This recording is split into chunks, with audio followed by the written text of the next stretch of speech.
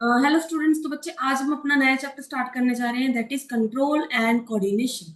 Clear है? अब सबसे पहले हम पढ़ेंगे control and coordination in an human beings. First of all, what is control and coordination? तो बच्चा, कंट्रोल का मतलब होता है कि आपकी बॉडी एक कोऑर्डिनेशन में काम कर रही है, कंट्रोल में काम कर रही है। आपकी बॉडी में जितने भी फंक्शंस रन हो रहे हैं उसके पीछे किसी ना किसी सिस्टम की वजह से वो फंक्शंस रन हो रहे हैं। कौन कौन से सिस्टम है उसके बारे में पढ़ेंगे। सेकंड, आप चल रहे हो, आप खाना खा रहे हो, जितना भी अपनी आपकी बॉडी का कोऑर्डिनेशन है वो कहाँ से हो रहा है, कौन से सिस्टम की वजह से हो रहा है, वो हम इस चैप्टर में पढ़ने वाले हैं। क्लियर है? इसके लिए हमें थोड़ी बेसिक टर्म्स पढ़नी पड़ेंगी इस चैप्टर को समझने के लिए। सबसे पहले हमारे पास हमारी टर्म आ रही है, that is stimuli. What is stimuli? That the factors which bring response और चेंज इन एनवायरनमेंट। वो फैक्टर्स जो कि कुछ ना कुछ हमारी बॉडी में रिस्पॉन्स लेके आते हैं। ठीक है? हमारी बॉडी जिस फैक्टर्स के प्रति रिएक्ट करती है उनको क्या बोलते हैं? स्टिमुलाई। स्टिमुलाई बच्चे किसी भी तरह का हो सकता है। फॉर एग्जांपल, आप किसी गर्म चीज को हाथ लगा लो, देन एकदम से झटके से आप पीछे कर लेते हो, तो that is your stimuli. That hot thing is your stimuli, है ना? तो उसकी वजह से आप क्या कर रहे हो, अपनी बॉडी का बिहेवियर एकदम से चेंज करते हो, उसको बोलते हैं स्टिमुलाई। इसके बाद what is coordination? Coordination is the working together of various organs of living organism in a systematic controlled way to produce proper response to the stimuli। देखो बच्चा, व्हाट इज कोऑर्डिनेशन? कि आपकी बॉडी के various organisms आपस में मिलके एक coordination में काम कर रहे हैं, in a systematic controlled way, proper controlled way में काम कर रहे हैं, ताकि जो हमें स्टिमुलाई मिला है उसको प्रॉपर क्या मिल सके, रिस्पॉन्स मिल सके, है ना? अब एकदम से आप छटका लेते हो हाथ गर्म चीज से, है ना, तो वो भी कोऑर्डिनेशन में ही जाता है। आप गिर तो नहीं जाते उस चीज से, है ना? प्रॉपर कोऑर्डिनेशन में हो रहा है ताकि आपके हाथ ना जल जाए। तो वो जो चीजें हैं, आपकी बॉडी प्रॉपर एक कोऑर्डिनेशन में, आपके ऑर्गन्स इकट्ठे मिलके काम कर रहे हैं, दैट इज कोऑर्डिनेशन, ताकि स्टिमुलाई को क्या मिल सके, एक प्रॉपर रिस्पॉन्स मिल सके। क्लियर है? हॉर्मोन्स। इसके बाद हम पढ़ेंगे about hormones. What are hormones? These are the chemical messengers which are secreted by the endocrine glands, they coordinate the movement in plants। बच्चे, हॉर्मोन्स क्या होते हैं? ये क्या होते हैं? एक तरह के केमिकल्स होते हैं। इनको आप केमिकल मैसेंजर्स भी बोल सकते हैं, जो बहुत तरह की मूवमेंट्स कंट्रोल करते हैं प्लांट्स में। ये नहीं है कि हम में वो हॉर्मोन्स प्रेजेंट नहीं है या हमारे में हॉर्मोन्स किसी चीज को कंट्रोल नहीं करते।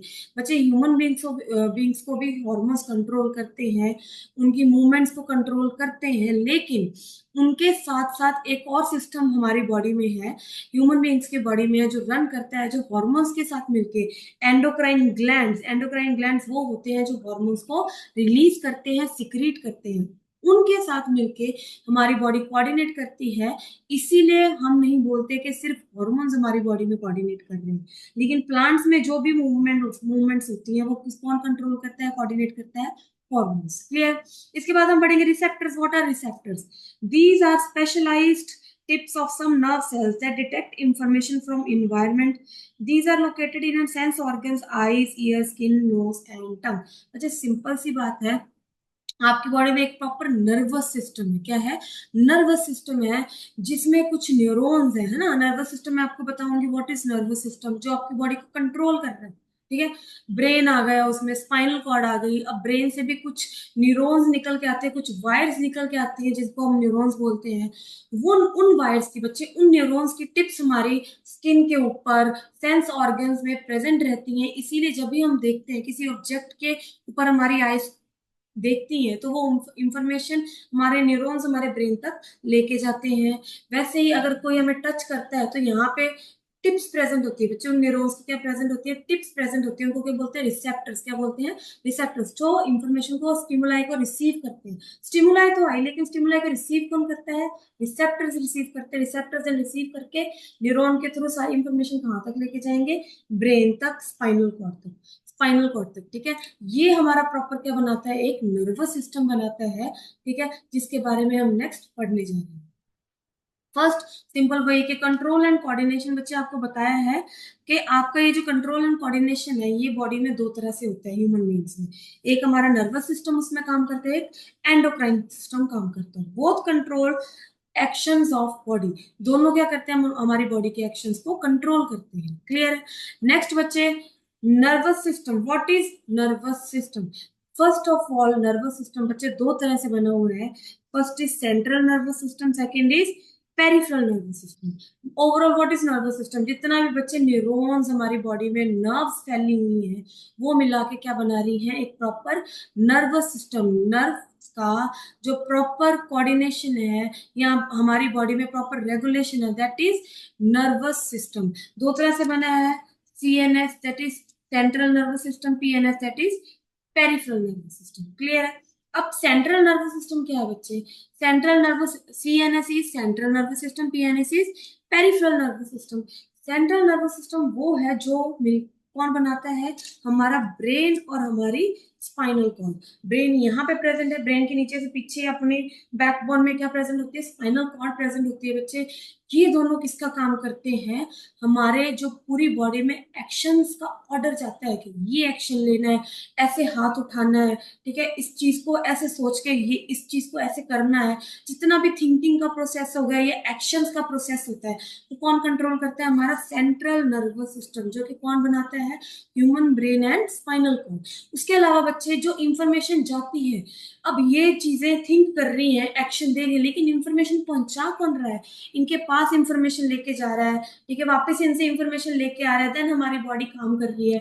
फॉर एग्जाम्पल यहाँ पे हमें टच हुआ तो रिसेप्टर्स ने सिग्नल को रिसीव किया, देन वो सिग्नल्स हमारी बॉडी से जाएंगे हमारे ब्रेन तक। ब्रेन उन चीजों को सोचेगा कैसे एक्शन लेना है।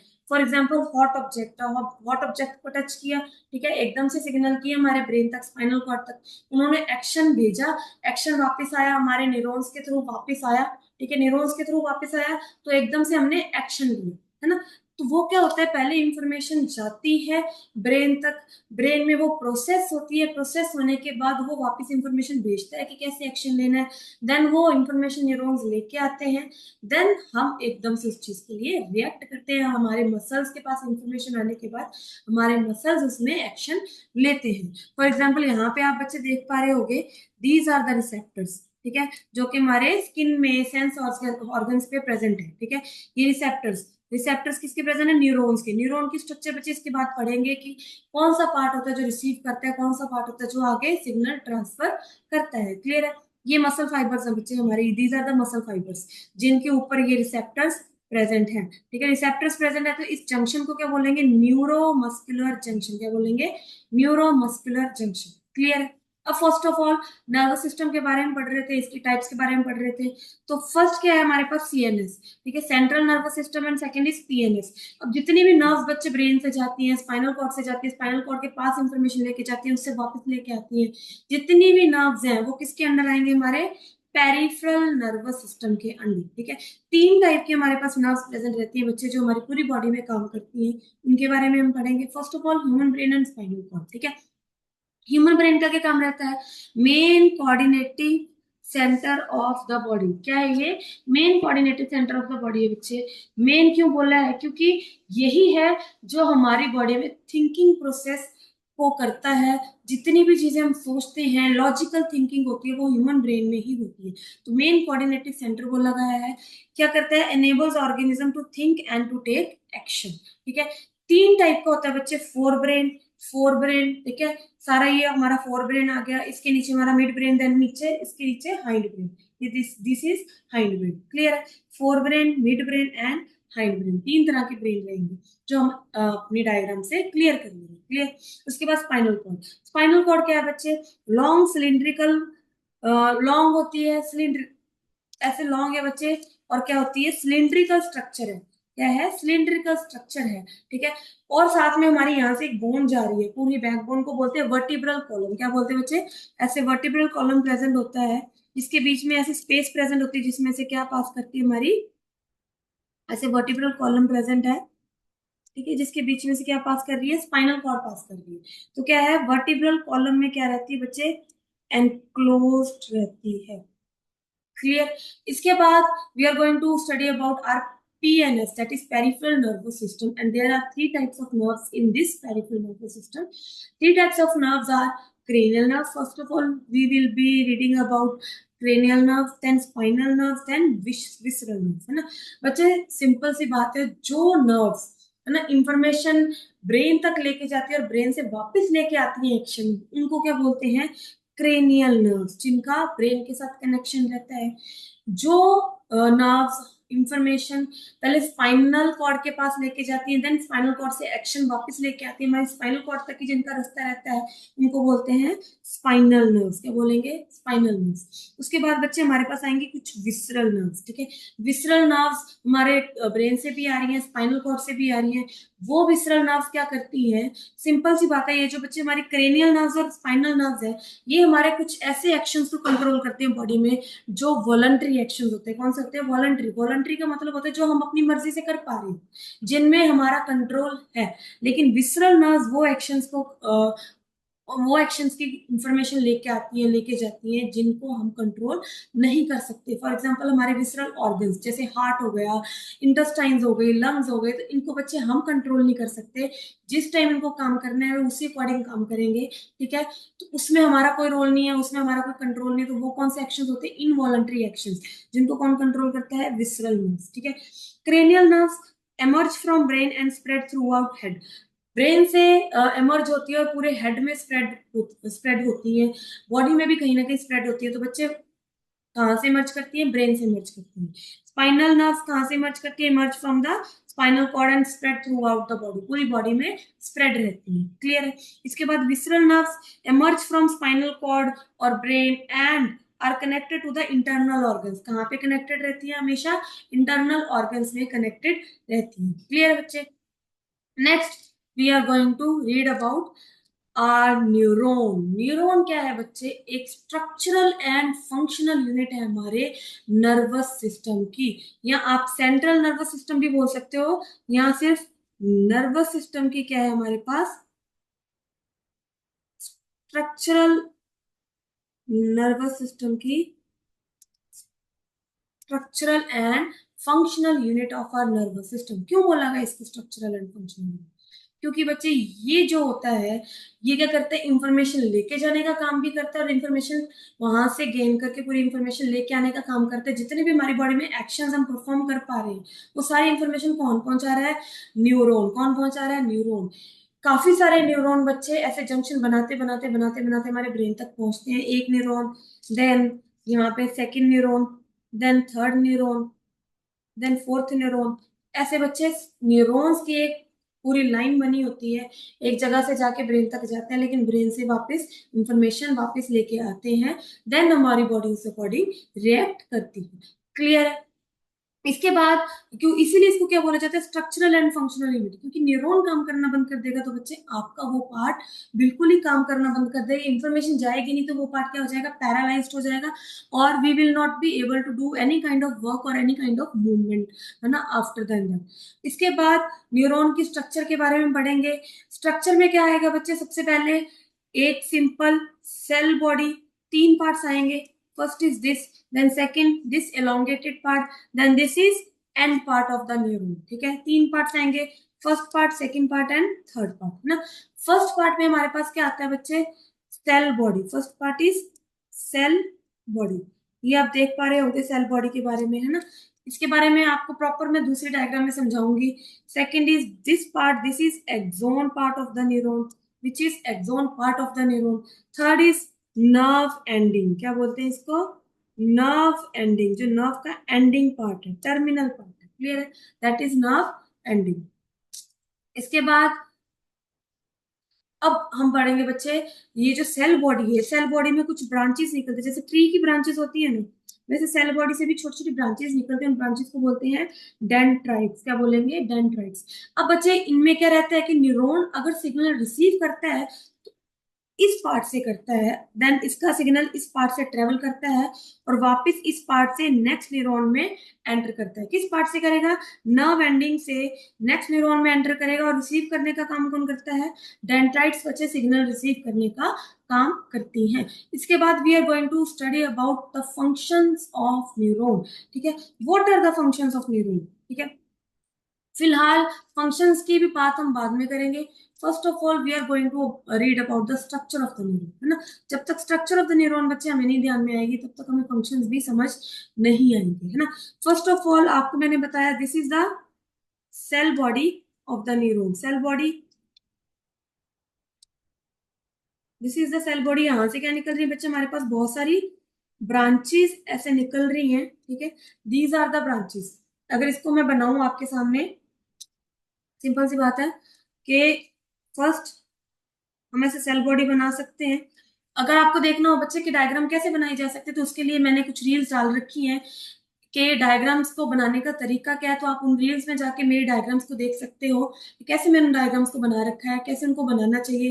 तो आप वहां से आइडिया ले सकते हो, ठीक है। यहाँ से बच्चे this is the cell body. Then एक longest part of the neuron that is axon. This is axon. Axon के बाद एक्सोन की एंडिंग है, this is nerve ending. We will call this as a nerve ending. Clear है। अब nerve ending में क्या रहेगा देखो, दिस इज सेल बॉडी, और सेल बॉडी से कुछ ब्रांचेस निकल रही है, इसको हम क्या बोलेंगे, डेंड्राइट्स। क्या बोलेंगे, डेंड्राइट्स। जो किस क्या रिसीव करती है, सिग्नल को रिसीव करती है। और सेल बॉडी में क्या प्रेजेंट रहता है, न्यूक्लियस प्रेजेंट रहता है बच्चे बीच में, दिस इज साइटोप्लाज्म, है ना। This is axon. और एक्सोन के बाहर बच्चे कुछ सेल्स प्रेजेंट रहते हैं जिनको बोलते हैं शिवॉन सेल्स। क्या बोलेंगे, शिवॉन सेल्स। ये क्या करते हैं बच्चे, कुछ म्यूकस रिलीज करते हैं, एक मटेरियल रिलीज करते हैं जिसको बोलते हैं हम माइलिन। क्या बोलेंगे, माइलिन रिलीज करते हैं, जो के एक्सोन के आसपास क्या बनाते हैं, माइलिन शीथ बनाएंगे। क्या बनाएंगे बच्चे, माइलिन शीथ बनाते हैं। क्लियर है। इसके बाद we are going to read about the functions of the different parts of the neuron. Clear. अब इसके बाद सबसे पहले हम पढ़ेंगे about cell body. Cell body में बच्चे this is cell body. Cell body को साइटोन भी बोला जा सकता है, यहाँ सोमा भी बोलते हैं। क्लियर। ब्रॉडली राउंडेड पार्ट है, कंटेन्स न्यूक्लियस एंड साइटोप्लाज्म। क्या है, एक ब्रॉडली राउंडेड पार्ट है जो कि क्या कंटेन कर रहा है, न्यूक्लियस एंड साइटोप्लाज्म कंटेन कर रहा है। क्लियर। इसके बाद बच्चे दीज आर द डेंड्राइट्स। क्या है ये, डेंड्राइट्स है। Branched process of the cell body। क्या है ये, these are the branches of the cell body receive and transmit stimulus। Stimulus को क्या करते हैं, रिसीव करते हैं, देन ट्रांसमिट करते हैं टुवर्ड्स एक्सोन।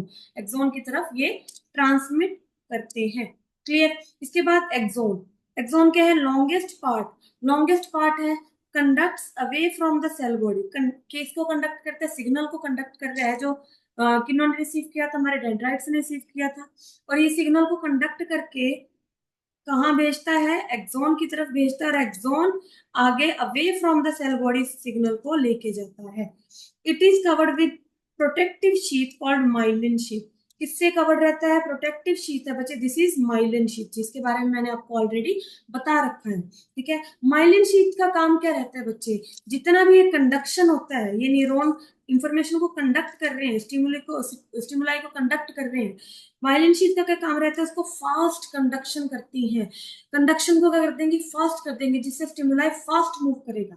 क्लियर है। इसके बाद act as an insulator. As insulator act करती है। इंसुलेशन का मतलब क्या होता है बच्चे, नॉर्मल आपने देखा होगा वायर्स में इलेक्ट्रिसिटी जा रही होती है, तो उसके आसपास आपने रबड़ की कवरिंग रहती है जो कि इंसुलेटर का काम करती है। अगर आप उस तार को हाथ भी लगा लोगे, ठीक है, तो उससे क्या होगा, करंट पास नहीं होता, तो that acts as an insulator, है ना। अगर आप लकड़ी होती है, जैसे लकड़ी में से करंट पास नहीं कर सकता, तो अगर हमें उस जगह को छूना है, या किसी जगह जहाँ पे वायर्स का कनेक्शन है वहां पे हमने कोई काम कर रहे हैं, तो हम अगर लकड़ी की हेल्प ले रहे हैं तो उसमें से करंट पास नहीं करेगा तो हमें कोई नुकसान नहीं हो सकता।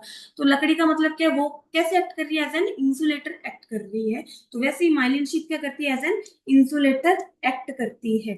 ठीक है। क्योंकि बच्चे हमारा जो सिग्नल है वो किस फॉर्म में ट्रेवल करता है, इलेक्ट्रिकल फॉर्म में। किस फॉर्म में, इलेक्ट्रिकल फॉर्म में ट्रेवल करेगा। इसके बाद ये जो माइलिन शीट है, इसके बीच बीच में जगह जगह पे जहां जहां पे माइलिन शीट प्रेजेंट नहीं है, ठीक है, उसको क्या बोलते हैं, नोड्स ऑफ रेनवियर। क्या बोलेंगे, nodes of Ranvier, where myelin sheath is absent. जहां पे माइलिन शीट क्या रहती है, एब्सेंट रहती है। दिस इज बच्चे axon terminal. Last part is axon terminal. Nerve ending भी बोलते हैं इसको। Fine branches like termination of neuron, छोटी छोटी ब्रांचेस निकलती हैं, टर्मिनेशन ऑफ न्यूरॉन बोलते हैं। Transmit electrical impulses to another neuron. Electrical impulses को ट्रांसमिट करती हैं from this neuron to another neuron. ठीक है, नेक्स्ट न्यूरॉन में ट्रांसमिट कर रही हैं। और बच्चे दो न्यूरॉन्स के बीच के गैप को क्या बोलते हैं, साइनेप्स। क्या बोलेंगे, साइनेप्स। आपको याद रखना है, the gap between two neurons is known as synapse. अब न्यूरॉन क्या बोला था हमने, structural and functional unit of CNS. Clear है, सेंट्रल नर्वस सिस्टम या नर्वस सिस्टम। क्लियर। जो हमारी ब्रेन की डायग्राम है बच्चे, उसको बाद में देखेंगे। सबसे पहले we will read about our functions of neuron. ठीक है, फंक्शन ऑफ न्यूरॉन के बारे में थोड़ा सा पढ़ेंगे। क्या होता है? It regulates voluntary and involuntary movements of the human body. क्या इसको रेगुलेट करते हैं ये? Voluntary and involuntary. वॉलंटरी कौन सी मूवमेंट्स होती है? जो हमारे कंट्रोल में है, और इनवॉलंटरी जो हमारे कंट्रोल में नहीं है। वॉलंटरी जैसे हम चल फिर रहे हैं, हाथ उठा रहे हैं, खाना खा रहे हैं, these are the voluntary activities. हम बोल पा रहे हैं, अगर हम बोलना चाहें, जो चीज बोलना चाहेंगे वो बोल लेंगे, नहीं बोलना चाहेंगे वो नहीं बोलेंगे। These are the voluntary actions. और जो इनवॉलंटरी मूवमेंट्स है, for example our heart is beating, we are respiring through our lungs, है ना, हमारे लंग्स रेस्पायर कर रहे हैं। अगर आप होश में भी नहीं हो, अब आप सो भी रहे हो, तब भी आपके लंग्स रेस्पायर कर रहे हैं। If even if you are eating something, है ना, तो then the digestion is going on without your voluntary. ठीक है, विदाउट योर कंट्रोल वो सारी चीजें हो रही हैं। उसको क्या बोलेंगे? Involuntary movements. तो ये जो न्यूरॉन है, ये हर जगह से इंफॉर्मेशन लेके जाता है, ब्रेन तक पहुंचाता है, स्पाइनल कॉर्ड तक पहुंचाता है, वहां से वापस इंफॉर्मेशन को लेके आता है, जैसे एक्शन करना होता है। तो ये दोनों तरह के मूवमेंट्स को कंट्रोल कर रहा है बेटे, वॉलंटरी भी और इनवॉलंटरी एक्शन को भी कंट्रोल कर रहा है।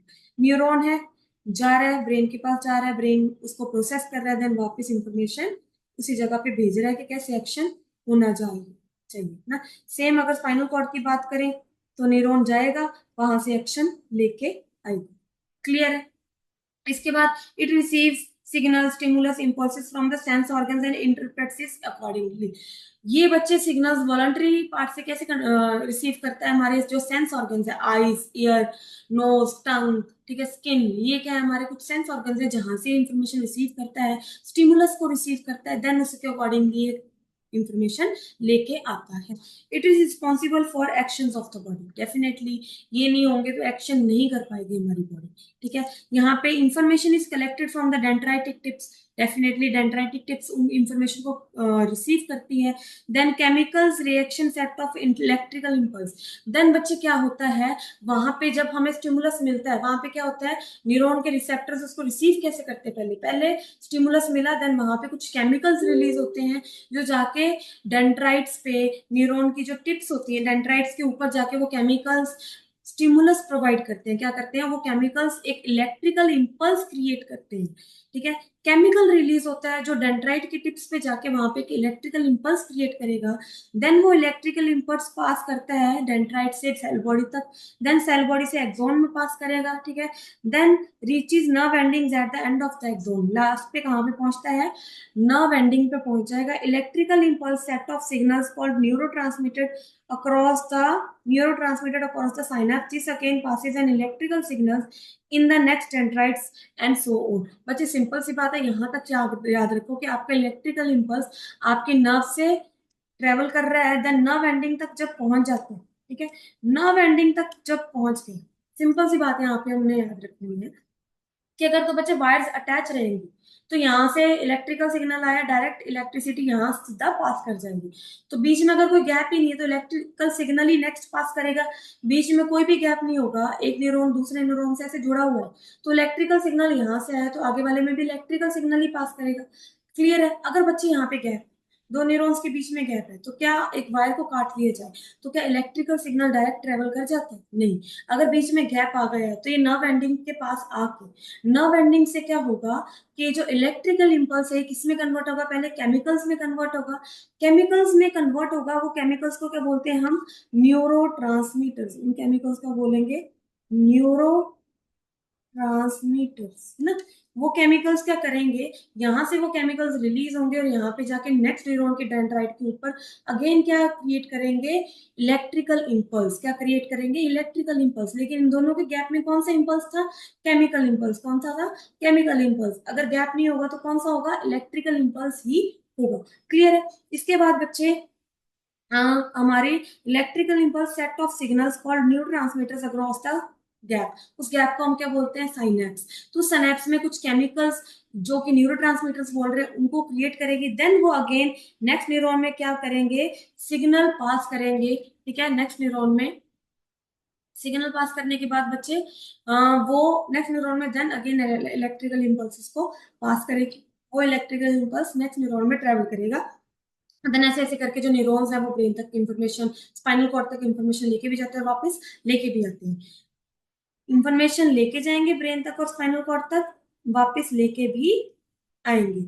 जो नर्व ब्रेन तक लेके जा रही है वो क्रेनियल नर्व थी, स्पाइनल कॉर्ड तक लेके जा रही थी वो हमारी स्पाइनल नर्व थी। लेकिन बच्चे जो नर्व जाती हैं, जो इंफॉर्मेशन लेके जाती हैं, पहले स्टिमुलाई की इंफॉर्मेशन लेके गई, वो नर्व्स कौन सी होती है हमारी हमेशा? Sensory nerves. कौन सी होती हैं? Sensory nerves. सेंसेस कहाँ तक जाते हैं? ब्रेन के कुछ पार्ट्स तक जाते हैं, लेकिन वहां से जो ब्रेन एक्शन भेजता है वो किसी और पार्ट से भेजता है, और एक्शन जिन नर्व्स के थ्रू भेजता है, जिन नर्व्स के थ्रू हमारे पास एक्शन आ रहा है, उन नर्व्स को बोलते हैं हम मोटर नर्व्स। क्या बोलेंगे? मोटर नर्व्स, है ना। यहाँ हम क्या बोल सकते हैं, जो नर्व्स इंफॉर्मेशन, जो स्टिमुलाई की इंफॉर्मेशन ब्रेन तक लेके गई, सेंसरी नर्व्स या एफरेंट नर्व्स। कौन सी नर्व बोलेंगे? Afferent nerves. जो वापस आई, मोटर नर्व्स या इफरेंट नर्व्स। कौन सी? इफरेंट नर्व्स या मोटर नर्व्स। क्लियर है? Next, working of neurons. Working of neurons में बच्चे क्या पढ़ेंगे? द न्यूरॉन रिसीव्स इंफॉर्मेशन, ठीक है। The neuron receives information from receptors as an electrical impulses at the dendritic end। ये हमने पढ़ लिया, dendritic end पे इंफॉर्मेशन रिसीव करता है, ठीक है, इलेक्ट्रिकल इंपल्सेस की, इलेक्ट्रिकल इंपल्सेस की फॉर्म में। The impulses travel from dendrite to the cell body and then at the end of the axon, ठीक है। There is a gap between neurons called synapse. This chemicals cross the gap and transfers the same signal to the next neurons, है ना। जो synapse आता है, बीच में gap आता है, वहां पे क्या रहता है कि केमिकली वो सिग्नल ट्रेवल करता है, लेकिन अगेन नेक्स्ट न्यूरॉन में कैसे ट्रेवल करता है? With the help of electrical impulse. Chemicals are released at the end of the axon by the effect of electrical impulses। Clear है बच्चे? Next, we are going to study about the structure of brain, है ना। किसकी structure के बारे में पढ़ने वाले हैं हम? ब्रेन की स्ट्रक्चर के बारे में थोड़ा सा बच्चे आज रीड करेंगे। क्लियर है? सबसे पहले मैं आपको यहाँ पे ब्रेन की डायग्राम बना के बना देती हूँ, ठीक है। वैसे तो बच्चे मेरे पास मेरी रील डाली हुई है, मैंने इसके related, structure of the brain के रिलेटेड के डायग्राम को कैसे ड्रॉ करना है, कैसे नहीं ड्रॉ करना। आपको अगर उस चीज को सीखना है तो प्लीज आप जाके मेरी रील्स को चेकआउट कर सकते हो, ठीक है। आगे जाके आप किसी और की भी मदद करना चाहो तो उसको भी आगे नेक्स्ट शेयर कर सकते हो, ठीक है, ताकि आपको और ज्यादा अच्छा कंटेंट मैं प्रोवाइड करती रहूँ, मुझे भी मोटिवेशन मिले कि आप मेरा कंटेंट देख रहे हो, आपको पसंद आ रहा है। तो अगर मुझे पता चलेगा तो मैं नेक्स्ट कंटेंट भी साथ साथ में डालती रहूंगी। क्लियर है? इसके बाद बच्चे हम ब्रेन की डायग्राम के बारे में पढ़ेंगे, ठीक है। फर्स्ट ऑफ ऑल,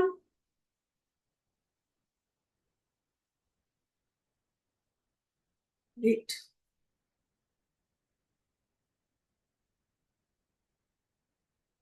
है ना। ब्रेन की डायग्राम में क्या रहता है बच्चे? ब्रेन तीन हिस्सों में डिवाइडेड है। कितनों में? तीन हिस्सों में। This part is different, this part is different, है ना। This part is different.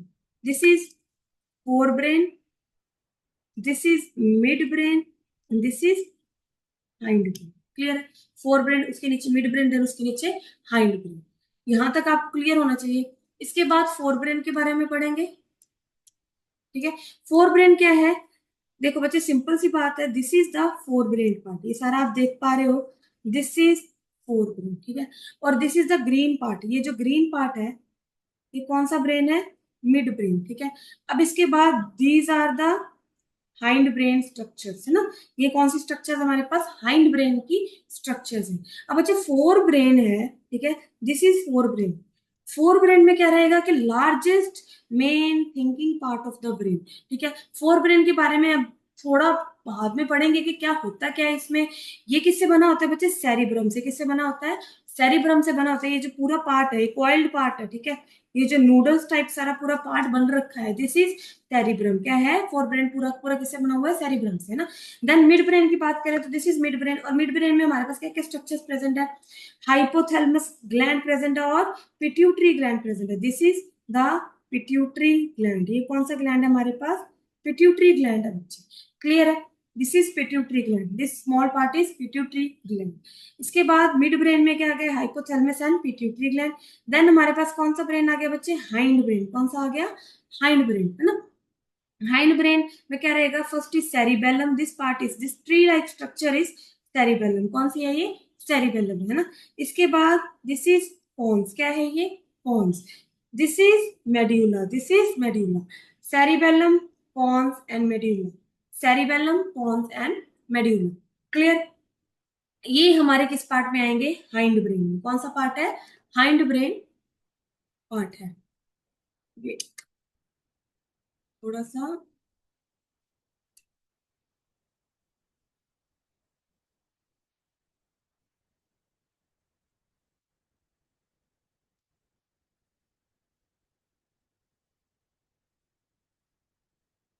है ना। अब देखो, सिंपल सी बात है, what is the function of fore brain, what is the function of mid brain, what is the function of hind brain. Fore brain क्या है बच्चे, largest main thinking part of the brain, receive sensory impulses. इसमें mostly क्या receive होता है, जितने भी हमारे सेंसरी इंपल्सेस है, सेंसेस जो सेंस ऑर्गन्स है, वहां से जितनी भी इंफॉर्मेशन रिसीव होती है वो कौन से पार्ट में होती है, हमारे फोर ब्रेन में। कौन से पार्ट में बच्चे, दिस फोर ब्रेन में, ये जो येलो पार्ट है सारा आपका, है ना, दिस फोर ब्रेन, इसमें सारी इंफॉर्मेशन रिसीव होती है। यही क्या है, main thinking part of the brain, जहाँ पे प्रॉपरली थिंकिंग प्रोसेस चलता है, जो कि सेंसरी इंपल्सेस को रिसीव करता है। अब बच्चे हमारे ब्रेन में 6 तरह की लोब्स प्रेजेंट है, कितने तरह की, सॉरी 4 तरह की लोब्स प्रेजेंट है। फोर ब्रेन में 4 लोब्स प्रेजेंट होती है, ठीक है। सबसे पहले this is frontal lobe, then this is temporal lobe, frontal lobe, ठीक है, then temporal lobe, parietal lobe, पिछली वाली ऑक्सीपिटल लोब, फ्रंटल, पिछली वाली occipital, parietal and temporal, frontal, occipital, parietal and temporal. अब कौन सा पार्ट बच्चे, कौन से सेंसेस को कंट्रोल कर रहा है, कौन से पार्ट में कौन सी सेंस की इंफॉर्मेशन आ रही है। तो सिंपल सी बात है, सबसे पहले हमारे पास आ गया फ्रंटल लोब, है ना। Frontal lobe controls voluntary movements of the MMS. Frontal lobe से आपने याद रखना है एमएमएस, एमएमएस के वॉलंटरी मूवमेंट्स को कंट्रोल कर रहा है, दैट इज मसल मेमोरी और स्पीच। मसल मेमोरी, मसल्स हो गए, मेमोरी हो गया, स्पीच होगी, स्पीच होगी, बोलना, है ना। इन चीजों को कौन कंट्रोल करता है, हमारा फ्रंटल लोब। फ्रंटल लोब के पास सारी इंफॉर्मेशन, यहाँ पे सारी इंफॉर्मेशन किसकी आएगी, एमएमएस की। एमएमएस की पूरी इंफॉर्मेशन मुझे यहीं पे आएगी। मसल मेमोरी स्पीच की जितनी भी वॉलंटरी एक्टिविटीज है वो कौन कंट्रोल कर रहा है, फोर ब्रेन। फोर ब्रेन बच्चे वैसे भी वॉलंटरी एक्टिविटीज को ही कंट्रोल करते हैं, जो हमारे कंट्रोल में होती है जो एक्टिविटीज, उनको कौन कंट्रोल करता है, वॉलंटरी एक्ट, उनको क्या बोलते हैं, वॉलंटरी एक्टिविटीज, उनको कौन कंट्रोल करते हैं, फोर ब्रेन, ठीक है। तो frontal lobe, MMS, muscle memory speech की जितनी वॉलंटरी एक्टिविटीज है वो फ्रंटल लोब कंट्रोल कर रहे हैं, उनके पास वो इंफॉर्मेशन पहुंच रही है।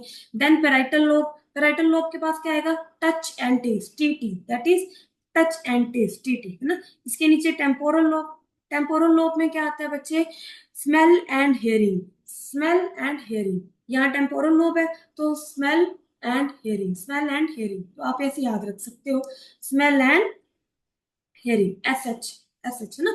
TT, MMS, TT, S H. देन पीछे आएगा बच्चे विजन, क्या आएगा, विजन। हमारी ऑक्सीपिटल लोब क्या कंट्रोल करती है, या किसकी इंफॉर्मेशन आती है उसके पास, विजन की, किसकी, विजन की, क्लियर है। इसके बाद हमारे पास बच्चे मिड ब्रेन के कुछ पार्ट्स आए हैं, that is hypothalamus and pituitary gland. Hypothalamus बच्चे किसको कंट्रोल करता है, हमारी खाने की, पीने की, और जो स्लीप एंड वेक साइकिल है, खाना पीना, जागना सोना, इसको कौन कंट्रोल कर रहा है, हाइपोथैलेमस, ठीक है। जितना भी हम सोते हैं जागते हैं, ठीक है, और यहाँ हमारा स्लीप एंड वेक साइकिल है, कब जागना है, कब उठना है, कब कितना खाना है, ठीक है, या कितनी प्यास लगती है, जितनी भी हमें प्यास लगती है, हंगर है, उसको कौन कंट्रोल कर रहा है, हाइपोथैलेमस, जो कि किसका पार्ट है, मिड ब्रेन का पार्ट है, क्लियर है बच्चे। इसके बाद हमारे पास आ रहा है हमारा हाइंड ब्रेन। हाइंड ब्रेन में हमारे पास 3 पार्ट्स आ रहे हैं, first is cerebellum, pons and medulla, cerebellum, pons and medulla. इसमें भी आपको याद रखना पड़ेगा बच्चे, cerebellum controls voluntary activities, but pons and medulla controls involuntary activities, this is pons and this is medulla. ये दोनों कौन से हैं, pons and medulla controls voluntary और इनवॉलंटरी एक्टिविटीज जो हमारे कंट्रोल में नहीं है, ठीक है। लेकिन cerebellum, this is cerebellum, this controls are voluntary activities. Cerebellum का बच्चे मेन काम क्या रहता है, ये हमारे बॉडी के बैलेंस को, पोस्चर को कंट्रोल करता है। अगर हमने कहीं से जंप करना है या हम चल फिर रहे हैं तो हम गिरते नहीं है, तो वो नहीं गिरना वो किसी वजह से होता है, सेरिबेलम। अब बच्चे जो पेशेंट्स अल्कोहलिक होते हैं, जो जो हम अल्कोहल कंज्यूम करते हैं, तो उस टाइम क्या रहता है, हमारी बॉडी का जो बैलेंस है वो बिगड़ता है। तो मतलब वो किस पे रिएक्ट करती है, हमारी अल्कोहल डायरेक्ट जाके सेरिबेलम पे रिएक्ट करती है, इसीलिए हमारी बॉडी का बैलेंस क्या है, वो बिगड़ता है, जिसको कौन कंट्रोल कर रहा है, सेरिबेलम कंट्रोल कर रहा है, ठीक है। Cerebellum control motor functions, sensory functions हमारा सेरिब्रम कंट्रोल कर रहा था, जो कि किसमें प्रेजेंट था, फोर ब्रेन में। और मोटर फंक्शंस कौन कंट्रोल कर रहा है, हमारा सेरिबेलम, जो कि एक्शंस को करने में हेल्प करता है। जितने भी हमारी बॉडी के एक्शंस होते हैं उनको कौन इंफॉर्मेशन देके भेजता है, सेरिबेलम। मोटर फंक्शन कौन कंट्रोल करता है, हमारी सेरिबेलम। पॉन्स क्या कंट्रोल करते हैं, मेड्यूला बच्चे, ये हमारे कुछ इनवॉलंटरी एक्शंस कंट्रोल करते हैं। पॉन्स बच्चे हमारा रेस्पिरेशन को कंट्रोल करता है, किसको, रेस्पिरेशन एक्टिविटी को कंट्रोल करता है। और साथ में क्या करता है, मेड्यूला का काम क्या रहता है, ये भी रेस्पिरेशन में हेल्प करता है बच्चे। और ये क्या बनाता है, ब्रेन स्टेम बनाता है। This is brain stem, stem की तरह आपको दिख रहा है ना, this makes brain stem. Medulla क्या बना रहा है, brain stem. Mid brain, pons and medulla, these three together makes brain stem, ठीक है। अब इससे क्या निकलती है नेक्स्ट बच्चे, मेड्यूला से क्या निकल रही है, हमारी स्पाइनल कॉर्ड अराइज हो रही है। क्या अराइज होती है, स्पाइनल कॉर्ड अराइज होती है ना। मेड्यूला कंट्रोल क्या करता है, हियरिंग, हार्ट बीटिंग, ठीक है, वॉमिटिंग, सलाइवेशन, रेस्पिरेशन, जितनी भी इनवॉलंटरी एक्टिविटीज है, रिस्पायर कर रहे हैं हम, वॉमिट करते हैं, सलाइवा आता है जो कि हमारे कंट्रोल में नहीं होता, हार्ट बीट कर रहा है बच्चे, वो हियरिंग, जिन चीजों को हम सुनना भी नहीं चाह रहे लेकिन वो अपने आप कानों में पड़ रही है, तो that these are the some involuntary activities which are controlled by our medulla, which is a part of the midbrain, sorry, which is a part of the hindbrain of the brain, clear है। इसके बाद spinal cord arises from the medulla oblongata. अब इस this is the long cylindrical structure, ये क्या control करती है बच्चे, हमारी बॉडी में रिफ्लेक्स एक्शंस को कंट्रोल करती है। किनको कंट्रोल करती है, रिफ्लेक्स एक्शन। रिफ्लेक्स एक्शन के बारे में हम नेक्स्ट पढ़ेंगे, what are the reflex actions, but these are controlled only by the spinal cords, clear. और ये किसमें इनक्लोज रहती है बच्चे, वर्टिब्रल कॉलम, जो हमारी बोन्स है पीछे वर्टिब्रल कॉलम में इनक्लोज रहती है पूरी की पूरी स्पाइनल कॉर्ड, इसको प्रोटेक्ट करके रखता है वर्टिब्रल कॉलम। जैसे वर्टिब्रल कॉलम बोन्स है, स्पाइनल कॉर्ड को प्रोटेक्ट कर रही है, वैसे ब्रेन को कौन प्रोटेक्ट कर रहा है बच्चे, हमारी एक बोन होती है जो ब्रेन को कवर करती है, जिसको हम बोलते हैं स्कल या क्रेनियम। क्या बोलेंगे, स्कल या cranium, clear.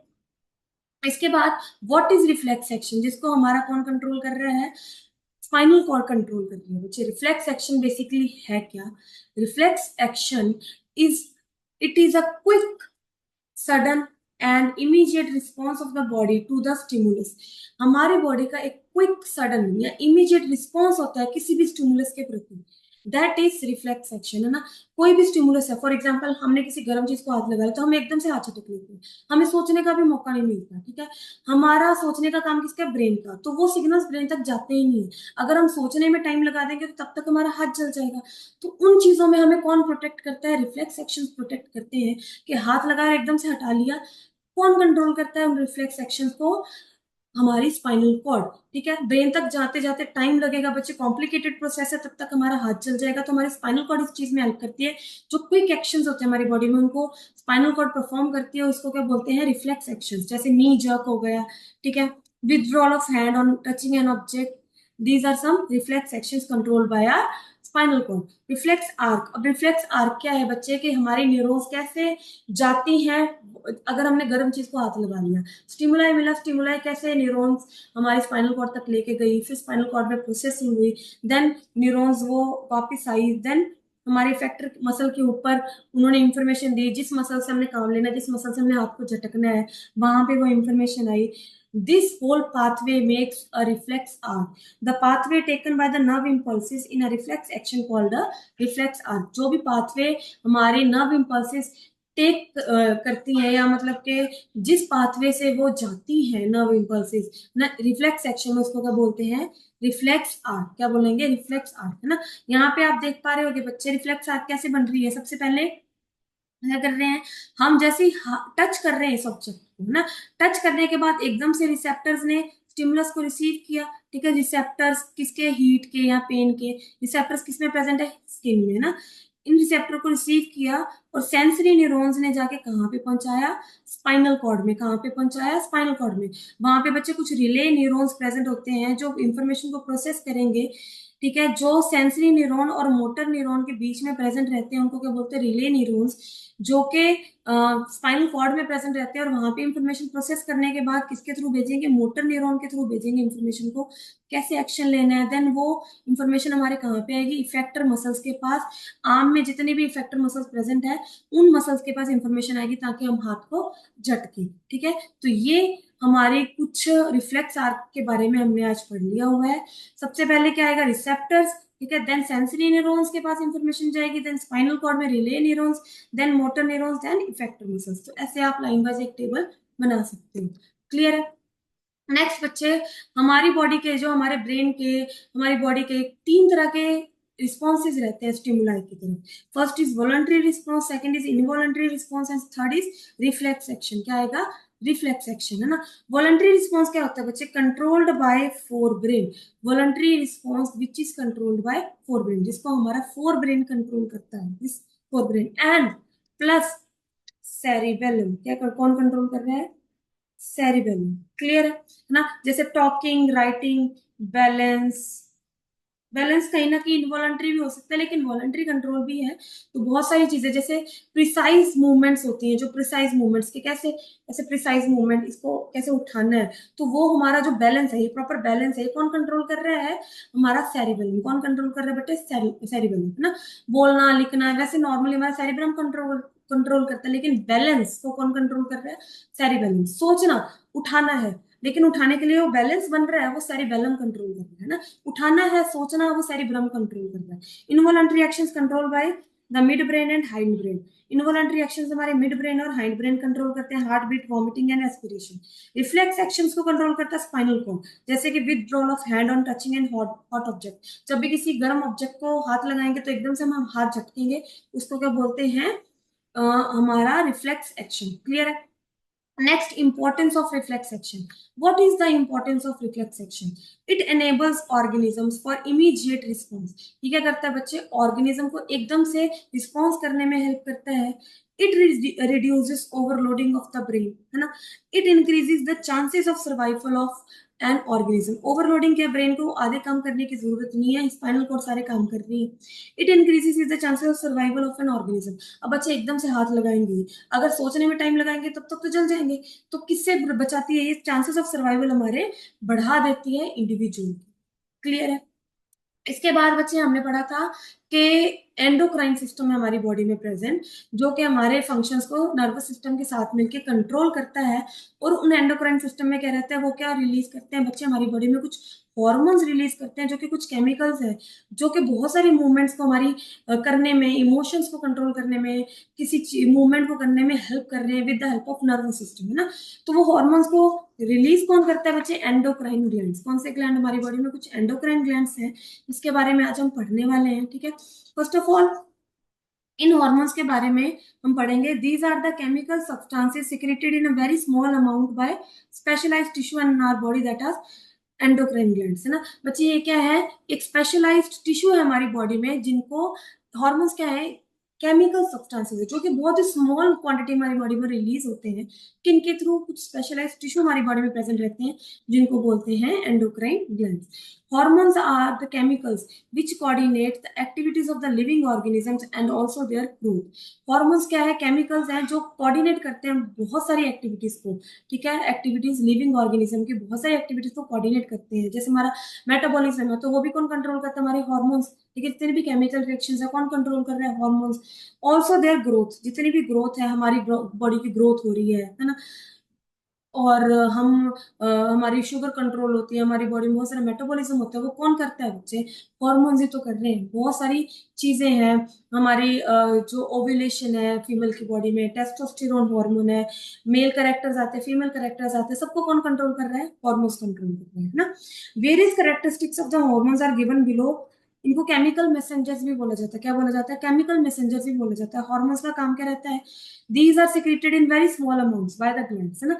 These are poured directly into the blood and carried throughout the body. अब ग्लैंड्स क्या करते हैं? हॉर्मोन्स सिक्रीट करने के बाद डायरेक्टली किस में डाल देते हैं? ब्लड में डाल देते हैं। और ब्लड कहाँ पहुंचाता है? पूरी बॉडी में उन हॉर्मोन्स को पहुंचाता है। अब बच्चे, हमारी बॉडी में दो तरह के ग्लैंड्स प्रेजेंट रहते हैं। First is endocrine glands and second is exocrine glands. Exocrine glands वो होते हैं बच्चे जो हॉर्मोन्स के अलावा बाकी सारी सिक्रीशंस करते हैं। फॉर एग्जांपल टीयर ग्लैंड्स हो गए, सलाइवा सिक्रीट करते हैं, वो ग्लैंड्स हो गए। हमारी स्वेट ग्लैंड्स रिलीज होते हैं, एंजाइम्स रिलीज होते हैं हमारी बॉडी से, है ना, डाइजेस्टिव सिस्टम में। वो सब कौन से ग्लैंड्स करते हैं? हमारे एक्सोक्राइन ग्लैंड्स। इनको एक्सोक्राइन ग्लैंड क्यों बोला जाता है? क्योंकि इनके पास डक्ट्स प्रेजेंट होती है बच्चे, जिसके थ्रू ये अपने सिक्रीशन उसी लोकल एरिया में सिक्रीट करते हैं। लेकिन एंडोक्राइन ग्लैंड क्या वो करते हैं? ब्लड में अपनी सिक्रीशन डालते हैं और पूरी बॉडी में उन सिक्रीशन को भेजते हैं। इसकी सिक्रीशन डिस्टेंट होती हैं, दूर की सिक्रीशन रहती हैं, और एक्सोक्राइन ग्लैंड्स की जो सिक्रीशन होती है वो पास की सिक्रीशन रहती है। क्लियर है? इसके बाद बच्चे हम कुछ ग्लैंड्स के बारे में पढ़ेंगे। ठीक है, एंडोक्राइन ग्लैंड्स है क्या? In addition to nervous system, the endocrine gland also helps in coordinating the activities of the body. साथ में हेल्प करता है एक्टिविटीज को कंट्रोल करने में। अब कौन कौन से ग्लैंड्स प्रेजेंट है बच्चे हमारे ब्रेन में? अगर देखें तो हमारे पास पिट्यूटरी ग्लैंड, हमने पढ़ा था, पिट्यूटरी ग्लैंड प्रेजेंट है। ठीक है, उसके बाद हमारे नेक में एक ग्लैंड प्रेजेंट है जिसको हम बोलते हैं थायराइड ग्लैंड। क्या बोलेंगे? Thyroid gland. ठीक है, थाइमस ग्लैंड प्रेजेंट है बच्चे उसके नीचे, है ना। हर ग्लैंड कोई ना कोई तरीके का हार्मोन रिलीज कर रहा है। पैनक्रियास प्रेजेंट है बच्चे, वो भी क्या है? एक तरह के एंडोक्राइन ग्लैंड्स है ना। उसके बाद हमारे किडनी के ऊपर एक ग्लैंड्स प्रेजेंट रहते हैं बच्चे। ठीक है, उनका नाम है adrenal gland. These are the endocrine glands. Female में बच्चे ovaries are the endocrine gland, and males में टेस्टिस होती है, उनको क्या बोलते हैं? Endocrine gland.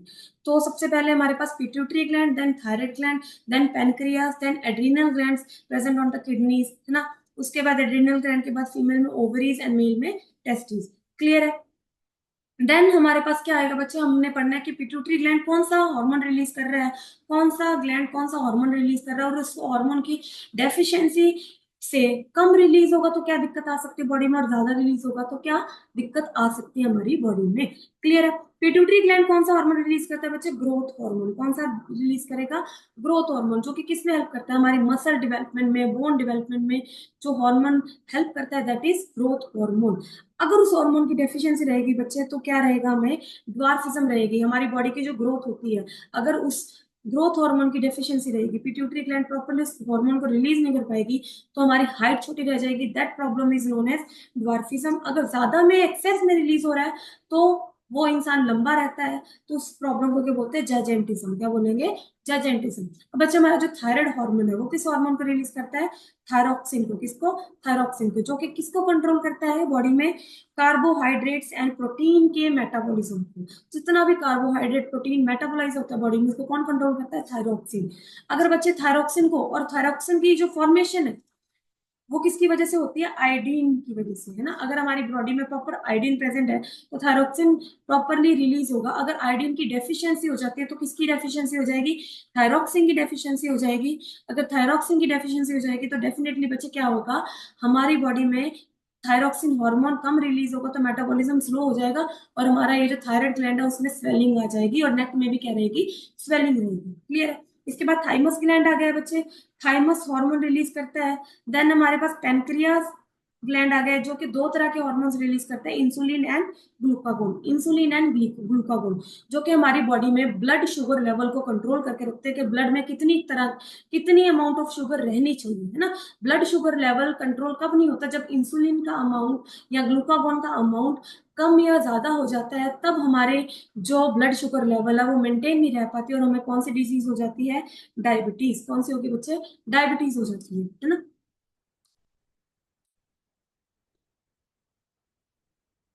कौन सी हो जाएगी? डायबिटीज डिजीज हो जाएंगे, है ना। इसके बाद हमारे पास एड्रिनल ग्लैंड्स होते हैं जो किडनी के ऊपर प्रेजेंट होते हैं। एड्रिनल ग्लैंड्स क्या करते हैं बच्चे? एड्रेनलिन हार्मोन रिलीज करते हैं। कौन सा? Adrenaline hormone. ये किसको कंट्रोल करता है? जितने भी हमारे fear fight and flight response होते हैं, जैसे हम डर में एक मोटिवेशन लेके रखते हैं, फाइट रिस्पॉन्स के लड़ना है इस चीज को, हमें जो इमोशंस होते हैं हमारे फाइट के, फ्राइट के, फियर के इमोशंस है, वो किसकी वजह से होते हैं? एड्रेनलिन हार्मोन्स की वजह से होते हैं। क्लियर? अब ओवरीज फीमेल्स में प्रेजेंट होती है। ओवरीज एंडोक्राइन ग्लैंड क्यों बोला गया है? क्योंकि बच्चे ये क्या रिलीज करती हैं? दो तरह के hormone, that is progesterone and estrogen hormone को रिलीज करती हैं, जो कि कौन से हैं? Female sex hormones. और वो जो फीमेल सेक्स हार्मोन्स हैं वो किसको कंट्रोल करते हैं? हमारे सेकेंडरी सेक्सुअल कैरेक्टर्स को। जितने भी हमारे फीमेल फीचर्स हैं उनको कौन कंट्रोल करता है? हमारे progesterone and estrogen. Similarly male में टेस्टिस प्रेजेंट रहती है, जो कि मेल सेक्स हार्मोन रिलीज करते हैं, दैट इज टेस्टोस्टेरोन। और उस टेस्टोस्टेरोन का काम क्या रहता है बच्चे? Controls development of sex organs and characters, है ना। जितने भी हमारे सेक्स ऑर्गन्स हैं या सेक्सुअल करेक्टर्स हैं मेल्स में, जितने भी सेक्सुअल, ब्रॉड शोल्डर, है ना, deep voice, beard honor. That is all the secondary sexual characters of men, which are controlled by the male sex hormones, that is testosterone. Clear बच्चे? इसके बाद we are going to study about the hormones in plants or the control and coordination in plants in our next lecture. Along with that, we are going to do some questions and answers of this chapter, है ना? तो please आप इस lecture को जितना हो सके बच्चे उतना शेयर कीजिएगा। आपको अगर यहाँ पे कोई प्रॉब्लम आ रही है या आपको कोई क्वेरीज है तो आप कमेंट सेक्शन में वहां पे कमेंट कर सकते हैं। मैं आपके सारे कमेंट्स पढ़ती हूँ और उनका मैं जवाब भी दूंगी आपको डेफिनेटली अपनी नेक्स्ट वीडियो में, या स्पेशल वीडियो बना के भी मैं उसके बारे में आपको बता दूंगी। लेकिन आपको बच्चे जितना हो सके इस चैनल को सब्सक्राइब करना है अगर आपको नेक्स्ट और अच्छी अच्छी वीडियोस चाहिए। क्लियर? Thank you.